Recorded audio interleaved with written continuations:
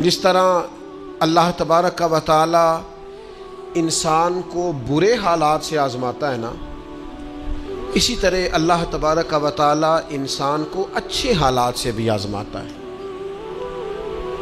وَنَبْلُوكُمْ بِالشَّرِّ وَالْخَيْرِ فِتْنَةً، اللہ فرماتے ہیں ہم تمہیں اچھے اور برے حالات سے آزماتے ہیں۔ یہ جو بہت اچھے حالات ہوتے ہیں یہ بھی آزمائش ہوتے ہیں۔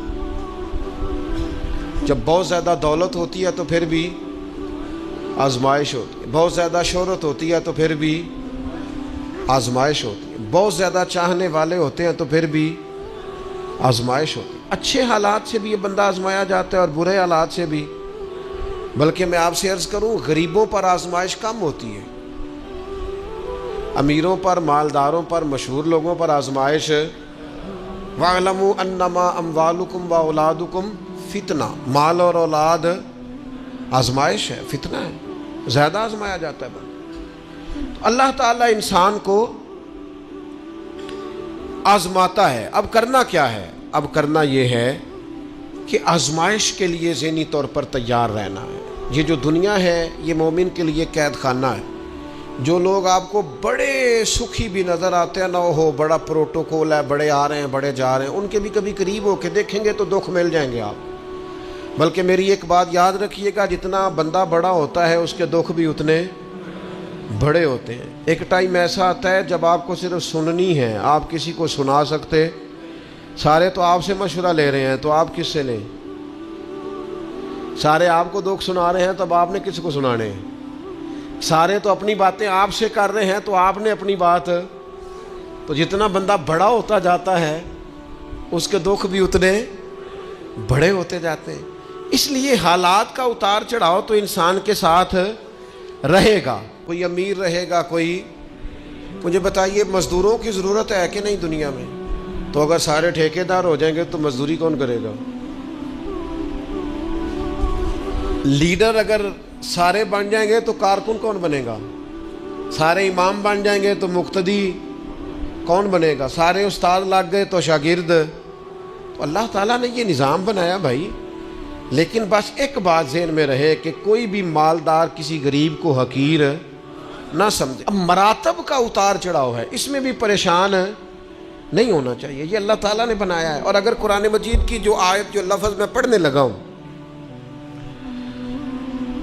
اگر یہ آپ سمجھ جائیں نا اور اس پر ایمان رکھیں پورے طور پر، تو پھر تو غریب آدمی کبھی پریشان ہو ہی نہ، پھر تو کہے جہاں میں ہوں بالکل ہوں۔ اللہ تعالیٰ نے قرآن مجید میں فرمایا وَلَوْ بَسَطَ اللَّهُ الرِّزْقَ لِعِبَادِهِ،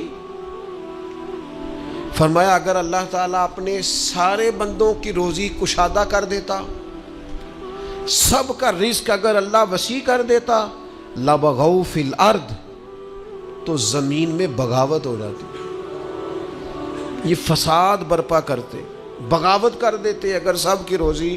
کچھ لوگ کہتے ہیں جی میں غریب ہوں، تو میں کہتا ہوں زکوٰۃ تو نبی پاک نے بھی کبھی نہیں دی، حضور پر بھی فرض نہیں تھی، اتنا مال ہی کبھی جمع نہیں ہوا۔ اگر مال میرے بھائی بہت ہی زیادہ عظیم ہوتا تو سب سے زیادہ سیدہ فاطمہ کے گھر ہوتا، وہاں تو مہینہ مہینہ چولہا نہیں جلا۔ اگر دولت بڑی عظیم ہوتی تو سب سے زیادہ سید عائشہ کے حجرے میں ہوتی۔ نبی پاک علیہ السلام ہر کام آہستہ آہستہ کرنے کا حکم دیتے اطمینان سے، لیکن صحابہ فرماتے ہیں حضور کے پیچھے نماز پڑھی تو نبی پاک جلدی سے عصر پڑھا کے گھر گئے، جلدی سے، اور تیزی سے حضور واپس آئے۔ تو ہم نے عرض کی یا رسول اللہ صلی اللہ تعالیٰ علیہ وسلم آج اتنی جلدی آپ گئے اور اتنی جلدی واپس آ گئے؟ تو محبوب فرمانے لگے نماز پڑھا رہا تھا تو مجھے خیال آیا کہ وہ گھر میں تو سونا کل بانٹ رہا تھا، آج میں تو ایک ڈلی سونے کی بچی ہوئی پڑی ہے، تو میں نے کہا زیادہ وقت نہ گزر جائے، وہ بھی میں جلدی سے جا کے دے آؤں، تو میں جلدی سے گیا ہوں۔ پیسے نہ ہونے پر پریشان ہو یار، نبی پاک نے تو انہیں قبول ہی نہیں کیا، پسند ہی نہیں فرمایا۔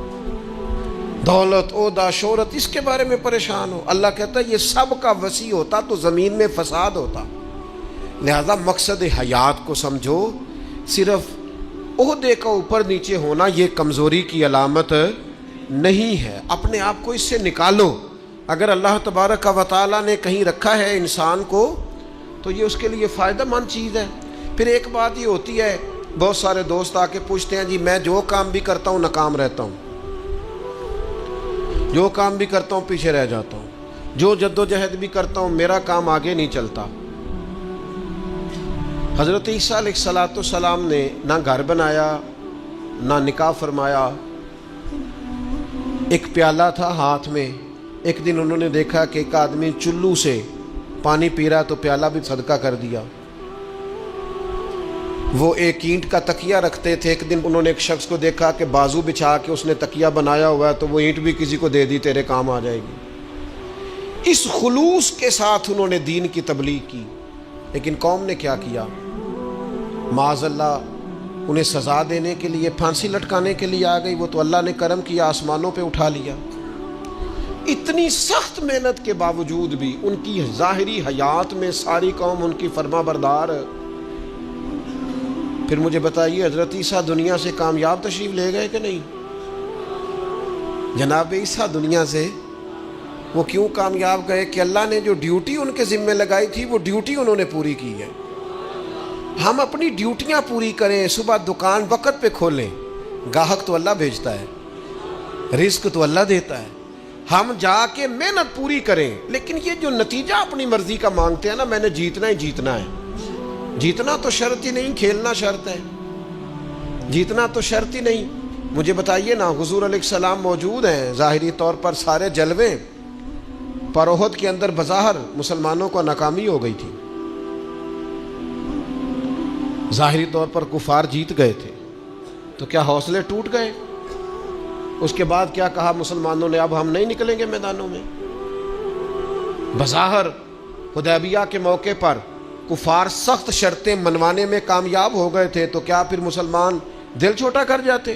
او ملت کے جوانوں، ہر بات میں کمزور پڑ جاتے ہو۔ او جی مجھے بڑی دیر ہو گئی، میرا کوئی اتنی کچی باتیں کرتے ہیں، بعض اوقات کے دل کرتا ہے یار تو کیا بات کرتا ہے، اٹھ باندھ کمر کیوں ڈرتا ہے؟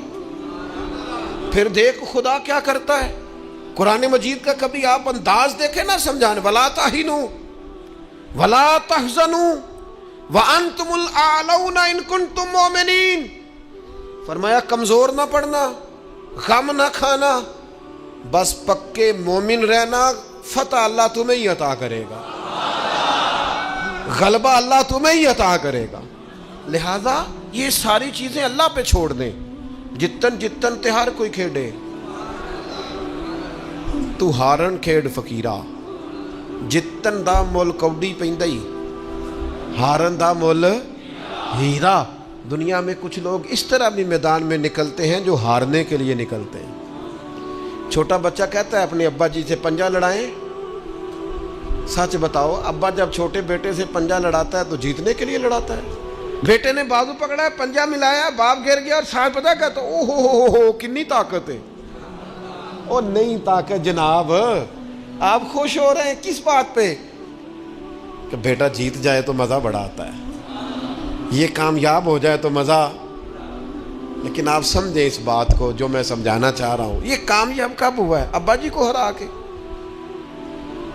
اس وقت یہ جو جیتا ہے اور باپ خوش ہو رہا ہے اپنے آپ کو ہرا کے، اور بیٹے کو کتنا خوش ہے، وہ کہتا ہو بلے بلے کنی طاقت۔ بیٹا دوڑ کے آیا ہے، گلے لگا، باپ گر گیا، مجھے گرا دیا ہے، دیکھو کتنی طاقت ہے۔ یہ کیوں کہہ رہا ہے؟ حوصلہ افزائی کر رہا ہے۔ یہ گر گیا ہے اور گر کے راضی ہے، یہ ہار گیا ہے اور ہار کے، تاکہ میرا بیٹا جیت جائے۔ یار اگر تو پیچھے رہ گیا ہے تو تھوڑا راضی ہو جا، باقی مسلمان جو آگے نکل گئے تھوڑی دیر کے لیے تو کہنا یار میں پچھلی صف میں ہی صحیح، پر دیکھ تو صحیح میں کتنوں کا پہرے دار ہوں۔ نبی پاک علیہ السلام نے فرمایا 2 آنکھیں دوزخ میں نہیں جائیں گی، ایک وہ جو اللہ کے خوف سے روئی، اور ایک وہ جس نے اسلامی سرحد پر پہرا دیتے ہوئے جاگ کر رات گزار دی۔ اس سپاہی کو کوئی نہیں جانتا جو بارڈر پہ کھڑا ہے، لیکن وہ جاگ رہا ہے نا، آنکھ کھلی ہوئی ہے نا، تیرے لیے جاگ رہا ہے، میرے لیے جاگ رہا ہے۔ وہ چاروں کونوں پہ بارڈروں پہ جو سپاہی کھڑے ہیں وہ تیرے میرے لیے کھڑے ہیں، ان کی آنکھیں جاگتی ہیں تو باقی سارے سوتے ہیں۔ وہ رات جاگ کے پیچھے رہ کے وہ عام لوگ ہوتے ہیں، ان کے عہدے بھی کوئی نہیں ہوتے زیادہ، لیکن وہ پیچھے رہ کے بہت ساروں کے محافظ ہوتے ہیں۔ تو بھائی کچھ نے پیچھے بھی تو رہنا ہوتا ہے نا، سب نے لیڈر نہیں بننا، کچھ نے کارکن بھی بننا ہوتا ہے۔ حضور جب سفر پہ جاتے تھے تو ایک دو صحابہ کو کہتے تھے تم نے سب سے پیچھے چلنا ہے۔ کیوں؟ فرمایا کوئی بچہ پیچھے رہ گیا، کوئی جانور پیچھے رہ گیا، کوئی سامان پیچھے گر گیا تو ذرا اٹھاتے آنا۔ تو وہ ہیں سب سے پیچھے، پر کر پھر بھی کوئی ڈیوٹی رہے ہیں۔ چلو ہم کچھ بندے پیچھے نہ رہ جائیں، جتن جتن ہر کوئی کھیڈے، تو ہارن کھیڈ فقیرہ، جتن دا مل کوڈی پیندائی، ہارن دا مل ہیرا۔ تو میرے بھائی یہ مراتب میں اگر کمی بیشی ہو جائے تو اس پہ کمزور ایک خاص چیز آپ سے عرض کرنے لگا ہوں، اور یہ شاید پہلی دفعہ میں ایسا کروں گا۔ میرا دل کرتا ہے آج میری گزارش ہوگی، میں آپ سے طلب کروں گا، مہربانی کریں آج نہ اپنی زندگی کی پچھلی ساری کوتاہیاں یاد کریں، سستیاں یاد کریں، کہاں کہاں ہم نے جان بوجھ کر اپنی جان پہ ظلم کیا ہے، پیچھے رہ گئے، اس کو یاد کرنا ہے آج۔ یہ میں نے بھی آج یاد کرنا ہے، آپ نے۔ اور پھر ایک اور چیز آپ سے مانگنی ہے، یہ آپ نے ضرور کرنا ہے۔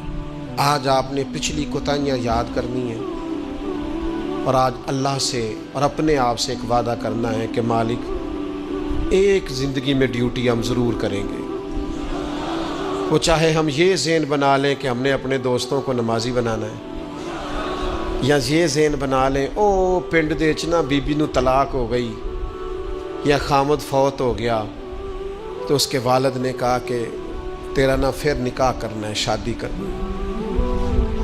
میں کہ نہیں ابا جی ان نہیں۔ اب پتر پھر عمر کی میں گزرے گی؟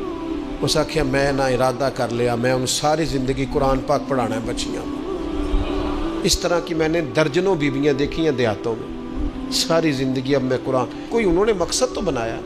نبی کریم علیہ السلام نے فرمایا قیامت کے دن اللہ تعالیٰ لوگوں سے فرمائے گا، سب سے پہلا سوال لوگوں سے، مختلف احادیث میں مختلف سوال ہیں جو سب سے پہلے ہوں۔ اس حدیث میں فرمایا اللہ قیامت کے دن سب سے پہلا سوال بندوں سے یہ پوچھے گا مجھ سے ملنے کو جی چاہتا تھا؟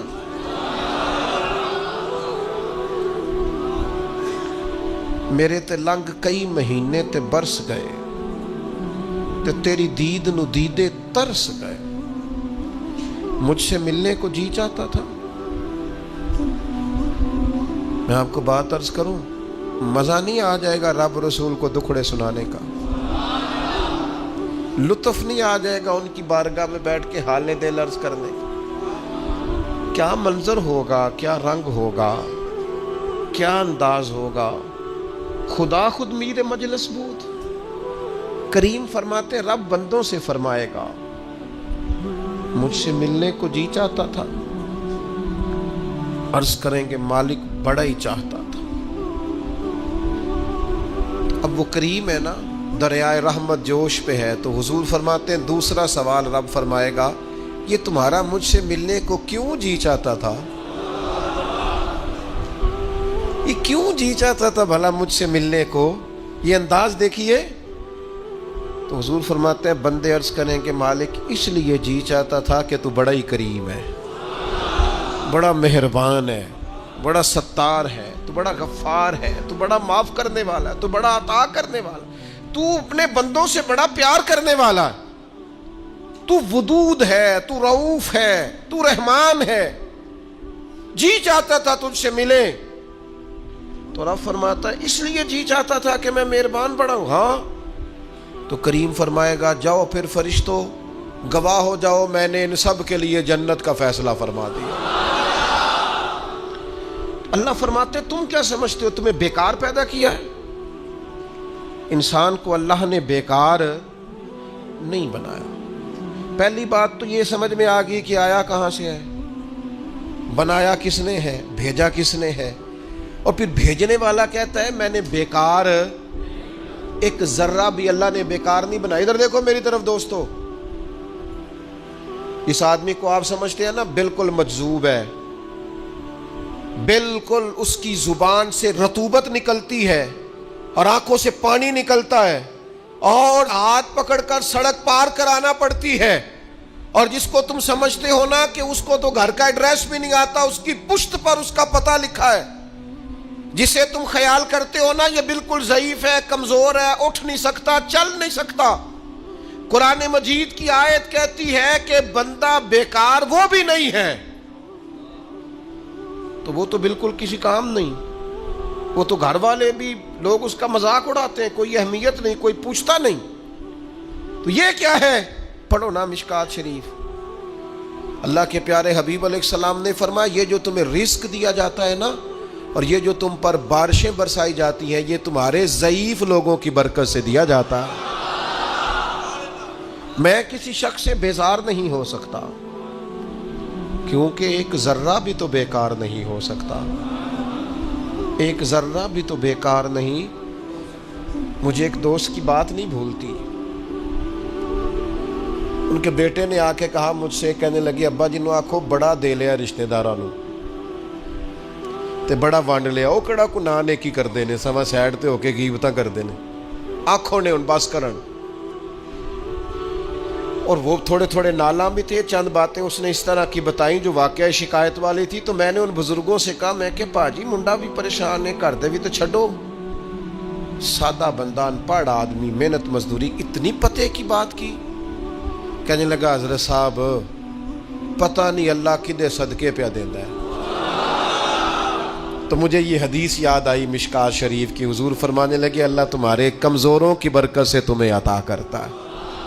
کس کی وجہ سے اللہ تمہیں دیتا ہے؟ ضعیفوں کی وجہ سے۔ ایک تو کسی چیز کو بھی اللہ تعالیٰ نے بیکار پیدا پھر کس لیے پیدا کیا؟ مقصد حیات کیا ہے، اس کو آپ نے سمجھنا ہے۔ فرمایا الذی خلق الموت والحیات لیبلوکم ایکم احسن عملا۔ ہم نے موت اور حیات اس لیے پیدا کی ہے تاکہ پتہ چلے تم میں بہترین عمل کون کرتا ہے، بہترین عمل کون بندہ کرتا ہے۔ اس مقصد کے لیے موت اور حیات کو پیدا کیا۔ ہم تو کام کرنے آئے بھائی، دنیا میں کام کرنے آئے۔ یہ جو لوگ ویلے بیٹھے ہیں نا، صبح سے شام تک موبائلیں چلا رہے ہیں، آرام کر رہے ہیں، کھانے کھا رہے ہیں، آ رہے ہیں، جا رہے ہیں، یہ لوگ اس مقصد حیات سے غافل ہیں جس مقصد کے لیے بھیجے گئے۔ قرآن مجید کہتا ہے تمہیں اچھے اعمال کے لیے دنیا میں بھیجا ہے، اس مقصد کو تم سمجھو۔ کوئی خیر کا کام زندگی میں کرو، کوئی خیر کا کام۔ یہ جو مسجد کا خادم ہوتا ہے نا، اس کے پاس مسجد کی چابیاں ہوتی ہیں، اور مسجد کے خدام اکثر پڑھے لکھے نہیں ہوتے، کم پڑھے لکھے ہوتے ہیں، لہذا یہ ڈیوٹی کرتے ہیں، مسجد میں صفائی کرتے ہیں، جھاڑو دیتے ہیں، ڈیوٹیاں کرتے ہیں۔ لیکن میں آپ سے عرض کروں، بن سنور کے امام صاحب آئے، جناب پگڑی باندھی ہے، جبہ پہنا ہے، آ کے وہ سج گئے، سنور گئے، آ کے یوں بیٹھ گئے وہ، لیکن ان امام صاحب کو ان کی بھی بڑی شان ہے، جو نمازی مسجد میں سجدہ کریں گے ان کی بھی بڑی شان ہے، لیکن اس بندے کا مرتبہ آپ سمجھتے ہیں جو سب سے پہلے آیا ہے، جس نے آ کے جھاڑو دیا ہے؟ کہہ لوں میں ایک جملہ، کہہ لوں میں ایک جملہ، ایک بات کہہ لوں وہ والی کہ نبی کریم علیہ السلام نے کنجیاں ساری سیدنا بلال کو دے دی تھی، ڈیوٹی حضرت بلال حبشی کو دے دی۔ میں کہہ لوں یہ اسی رستے پہ ہیں جس رستے پہ سیدنا بلال حبشی تھے؟ پھر مجھے کہہ لینے دو یہ لفظ، مفتی بن کر، پیر بن کر، مولوی بن کر، مقرر بن کر، صدر بن کر، فلاں بن کے بیٹھے رہو، تمہیں مبارک ہو، تمہاری بڑی شان ہے، پر یہ عظمت صرف سیدنا بلال کی ہے کہ نبی کریم نے فرمایا بلال میں نے معراج کی رات جنت میں بھی تیرے چلنے کی آواز سنی، یہ شان صرف۔ پھر مجھے کہہ لینے دو کمر اچھا ہے، فلک پہ نہ ہلال اچھا ہے، تیری نظر گر بینا ہو تو دونوں سے بلال اچھا ہے۔ آپ سمجھیں اس بات کو، کوئی مقصد تو ہے نا میرے بھائی۔ صحیح بخاری میں موجود ہے حضرت بلال مقصد بنا لیا تھا حضور کے دروازے کی نوکری کرنا۔ میں آپ سے عرض کروں، اگر کوئی مقصد نہیں نہ بناؤ گے تو زندگی بے چین بے قرار گزرے گی۔ با مقصد لوگوں کی زندگی صحیح گزرتی ہے، با مقصد۔ کوئی ایک نوجوانوں سے بالخصوص کہوں گا یہ کوئی مقصد نہیں ہے، لوگ راضی کرنا، سٹیٹس لگانا، ویوز چیک کرنا، لائکس، کوئی مقصد نہیں، یہ بالکل بیکار کام ہے۔ آپ باصلاحیت ہیں۔ کچھ نوجوانوں کو میں دیکھتا ہوں، مجھے ایسے لگتا ہے یہ نوجوان ایسے ملک اور ملت کو چلا سکتا ہے کہ کوئی مقصد نہیں ملا، کوئی کام نہیں ہے کرنے، کوئی ڈیوٹی نہیں اپنے ذمے لی، آنا ہے، جانا ہے، بیٹھنا ہے، خوش گپیاں ہیں، تبصرے ہیں، یہ کوئی کام نہیں۔ آپ کا کوئی مقصد حیات ہو، آپ کوئی ڈیوٹی کریں، کوئی کام کریں، کوئی خدمت ہو جو آپ کریں، آپ محسوس کریں گے کہ کچھ برکت ہو گئی ہے۔ لیکن اگر محمل وقت گزارو گے بیکار ہو جاؤ گے، زنگ لگ جاتا ہے صلاحیتوں کو۔ میں خود کئی دفعہ اپنے آپ پہ غصہ کرتا ہوں کہ یار یہ 20 منٹ ایسے ہی وقت ضائع ہو گیا۔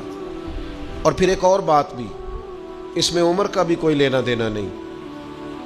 امام رازی نے لکھا ہے ایک صحابی کے بارے میں حضور نے فرمایا کہ تیرا تھوڑا وقت رہ گیا دنیا سے جانے کا۔ ظاہر ہے بوڑھے آدمی تھے، یا رسول اللہ پھر مجھے بتائیں کیا کروں؟ تو فرمایا ادھر سے صحیفے اٹھا کے لا، تجھے قرآن پڑھانا شروع کروں، پڑھتا پڑھاتا دنیا سے چلا جا۔ انہوں نے نہیں کہا یہ عمر نہیں، آپ کے پاس مہینہ ہے، سال ہے، 20 سال ہے، جتنا بھی ٹائم ہے، آج سے کوئی کام شروع کر دیں، کوئی ڈیوٹی کریں۔